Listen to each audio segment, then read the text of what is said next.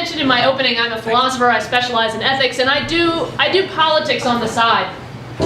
Now, if somebody had asked me 10, 11 years ago when I moved to Colorado, Diana, do you think you'll ever be embroiled in campaign finance laws? I would go, hell no, because I don't care about candidates. They all suck. I don't want to work for them. I don't want to give money to them, right?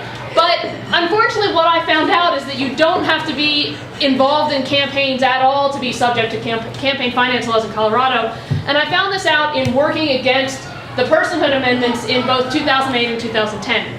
So I'm going to tell you about what happened with that, and then I want to talk to you about what the changes are that Scott Gessler is proposing that I think are really worth supporting and helping him. You can do him some concrete good against the likes of Jenny Flanagan. So basically in 2008, Ari Armstrong and I wrote an 18-page policy paper against Amendment 48. So that's actually, it's this one. So we were not aligned with a major pro-choice coalition. We had certain disagreements with them, so we really wanted to speak in our own voice. We wanted to be part of the debate out there. Now, this was published by an organization called the Coalition for Secular Government, which sounds official, it sounds fancy. It has, there's cards, business cards here. In fact, this is like it's me in a blog, right? So we are just the illusion of some big organization. And Ari and I, we did our work for free. We didn't get any compensation. And I spent a couple $100s of my own money to promote this paper, mostly to print it out. I had to buy office supplies. I had to buy stamps and that kind of thing. So at the time, I only found out that I was subject to these campaign finance regulations totally by accident. Somebody said to me, no, Diana, like really, you have to report all this. You have to, and I'm like, no, that can't be the case. So I look on the Secretary of State's website. I don't see anything. I go back to him, I'm like, are you sure? And he's like, yes, go look for this. It takes me about 3 hours, I finally find it. So, and basically what happened was that I had to report expenditures, remember, because I was only contributing my own money, so contributions weren't an issue, but I had to report expenditures of anything $20 and over. So, you know, hey, look, I go to Staples, and I buy some envelopes, and I have to write down, I have to input into the computer, not just like Staples, and I bought this, but I have to say Staples at 13425 Greenwood Village Way, Greenwood Village, like enter in the whole address. It was really time consuming, even for the 5 or 6 things that I bought. So I decided after I filled out my first report, to hell with that, I'm not spending any more money on this campaign. And so that was what happened. It didn't shut me up completely, it just stopped me from spending money, even stopped me from spending my own money. So fast forward to 2010. Now what happened is I had some kind of blissful memory lapse in between 2008 and 2010 about these campaign finance laws. And I had actually come up with a great way for Ari and I to get paid for our work. We wanted to revise our paper, which we did. We made it into a substantially larger paper. And we were really proud of that. And what we actually did was collect pledges for this paper. So people pledged in advance, and they then paid us their pledge when we finished the work. It worked out really well. We got 63 pledges ranging from $4 to $300 for a total of just under $2,800. So it was really great. It allowed Ari and I to get paid for our work. It allowed us to buy Facebook ads and do some stuff like that. So that was pretty awesome. Only I realized after I had gathered all these pledges that, oh my gosh, I have to report all these contributions. And then I went and looked at the law, and I had to report people's home addresses. And I was horrified. I mean, it wasn't just the work this time, which was going to be substantial. It was the fact that abortion is a controversial issue. And anti-abortion activists are known to harass and threaten and even kill people who support abortion rights.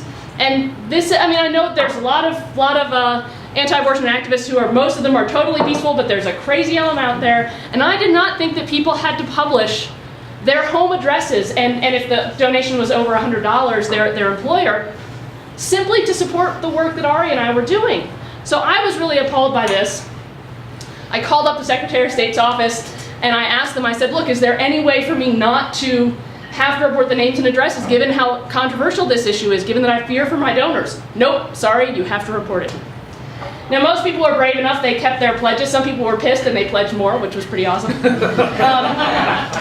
so then once I had to start filing, it was really bad. I had to file every 2 weeks. I had 3 days in which to file my reports. So I had this really short window after the time period was done in which to file. I had to keep 2 sets of books. I had my own normal set of books that I keep in Quicken, and then I had to keep a separate set of books to to track what they wanted to track to match their format. And as you know, like nothing ever works the first time you try to reconcile it, and then you're there at like 11:55 at night going like, oh my god, I have to get this in or this is going to be late. And there were a couple times actually I remember frantically trying to find a physical address for Facebook, which they don't give out because nobody freaking cares. Trying to find this at like 11:55 at night to try to input this because they needed a physical address for Facebook where I had bought ads. So this was a huge amount of trouble, and once I had input all the data about the pledges, I didn't want to gather any more pledges. I didn't want to spend any more money on Facebook ads. I was done. I was tired of spending money, and so again I promoted the paper by whatever free means I could, but it really did discourage me. Now, after all of this, in May earlier this year, there was a hearing on the possibility of raising the limit from $200, the reporting requirement from $200 to $5,000. And Ari and I and Matt Arnold actually went to speak at that. And just the one thing I want to say about this issue is there were 5 people total who were there, and if the 3 of us hadn't been there, pretty much the only person they would have heard from was Jenny Flanagan. So I think it was really important for us to go there, and a bunch of people actually wrote in written comments too. But you can have a real impact in these hearings just because the numbers are so small. Now in this December hearing, I think this is going to be a bigger issue because Gessler, in raising this limit, he's just been reversed by the courts, and the judge was actually a real, I'm trying to think of a polite term. Thorn. He's on the ballot in 2012. I think he was very unprofessional in what he said to Gessler. And so there's a possibility that this is going to get more media attention, but it's also a great opportunity to come and speak in favor of these reforms. So the question is, what are these reforms actually saying? And I have read all 44 pages of them. Well, I've skimmed some because, again, I don't care about electing candidates. That's not my issue. I'm more concerned about ballot issues. So I'll admit to skipping a little bit. If you're interested, they're on the Secretary of State's website. You can go read all of those. But I want to talk about 4 major changes that are in these rules that I think if you're going to either speak at the hearing or submit written testimony, which I think is hugely, hugely important to do, these are the four points that you might want to cover. And by the way, I will be blogging this in the next day or two, so you can go look at my blog Noodle Food, and you'll find an analysis of this. So first, on this issue of issue committees. Now, an issue committee, basically by the current rules, any group of 2 or more persons qualifies as an issue committee if they're working for or against a ballot measure, and doing so is a, quote, major purpose of their group, and they're spending more than $200. So, and if you're an issue committee, you have to register with the state, you have to open up a new bank account, huge pain in the ass, and you have to submit all these forms every 2 weeks about how much you're spending and taking in. So basically with the new rules, he's reaffirming that the threshold is up to $5,000 in terms of when you have to start reporting. And this is hugely important. I never would have had to report in 2008 and 2010 with that threshold. Now the problem is he can implement this threshold, but it's still ongoing in the courts, so it's not clear what that's gonna be. But the other thing he does in this is he defines what constitutes a major purpose. So if you have a group that does multiple things, and the ballot measure is just one of your things, before you just had to go, well, what constitutes a major purpose, and I don't know, and hey, if you get the wrong answer, Jenny Flanagan's going to take you into court, right? Well, this way he says if 30% of your spending is on this ballot measure, then that constitutes a major purpose of your group. So this is one of the themes that you see in these changes, that he's really working to make the law more clear and more objective. So it's not subject to whatever Jenny Flanagan thinks, but it's subject to, hey, look, we've got a clear cutoff, and you could actually prove in court that it is or is not a major purpose. So that's the first one. The second one is on, quote, electioneering communication. Now, who's heard about this magic words case that's ongoing right now?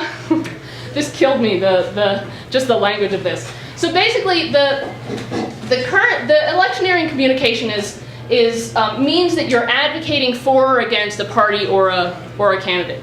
And if you do so, and if you spend over $1,000, then you have to do, all the things that you have to do. You have to register with the state. You have to open up a bank account. You have to file these reports.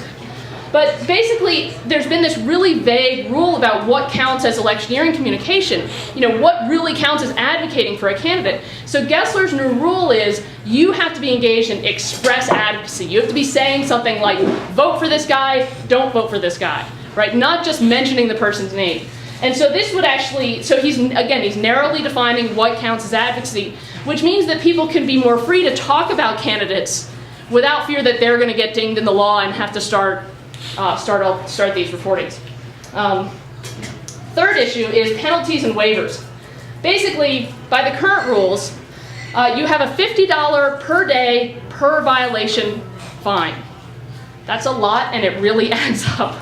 And there's no limits to how huge, and so you can be an organization with $300 in the bank and owe the state $50,000 in fines because you forgot to input a couple things into your report. By the way, you wouldn't be allowed to shut down your committee as long as you have any outstanding debt. Yep. Yeah. Which means you have to continue reporting, right? Right. Yeah. I mean, this is, and so the other thing is then they'll grant waivers, and I've actually been through this process, but you have no idea on what basis they're granting waivers or not. You just have to beg them, and then either they will or they won't. So there was no guidelines about what constituted a good reason for a waiver and whatnot. So basically now what Gessler has done is he's limited the fines in certain ways. So if you're a first-time offender, your fine is going to be really low. It probably will be $50 total. If you're a second time, it's going to be a bit more. If it's third time, it's going to be, then you're going to really have to start paying. And if they have evidence that you've actually been intending to conceal things, then your fines are going to go way, way up. But also the other thing is that, and I honestly, I didn't understand this as well as I would have liked, but it looks like, in part, sometimes your fines will be a percentage of how much funds you have on hand. So you're not going to be asked to pay 500% of what you have in the bank. And then there's also basically total penalties are limited. So those days that can accumulate is only 180. So basically per report, I think it's that you could end up owing $9,000 per report. Again, I mean that sounds horrible, but it's way better than it is right now. Okay, so that's penalties and waivers, and now we turn to privacy. Now, this is interesting because I think actually Gessler might have added this specifically because of some of the concerns I expressed in the May hearing. So basically, right now, as I indicated, basically they have to publish all these names and addresses. Who cares about security concerns? But basically now they have a new rule that if you're somebody whose name, let's say Matt, I'm going to publish your name and your address. And Matt's like, look, I really don't want that to happen. I'm concerned about the safety of my wife or my kids or myself. Then Matt can contact the Secretary of State and say, please redact this information. And it still has to be reported, but it's then not published, which I think is a huge win for people who want to keep at least their names and addresses private. Or if, for example, you're an attorney that would like to contribute to Clear the Bench Colorado, but worry about repercussions from judges. that could be an issue. Yeah, I bet even they could have their names redacted. Right. Basically, the rules here, the changes that Gessler wants to make are there. Gessler cannot overturn Colorado's campaign finance laws, right? He has to work within the bounds of the Constitution and the statutes, but he can do his part, and I think he really is, to make these laws more clear, less onerous, and more objective. So basically, I want to encourage you all, now that you have a little bit more knowledge about what's in these rule changes, to come to the December 15th hearing, which is next week. It's at 9 a.m. on Thursday. It's downtown. To come and testify and say, look, I'm somebody who cares about politics. I don't care where the money comes from. I want to hear about what people's ideas are. And let's stop this insanity. Let's go ahead with these rule changes. And also, if you can't do that, because I know a lot of you have that thing called work to do, if you can't do that, submit written testimony. It doesn't have to be long. All that it has to be is say, I support these changes, I support free speech, I want as much free speech in Colorado as we can get in our elections. And that can make a really, really huge difference, because the people like Jenny Flanagan, they're organized, they're prepared, they've got their little army of progressive clones behind them to push this. And so it's really important for people to speak out and to say, I care about free speech and that's what I want.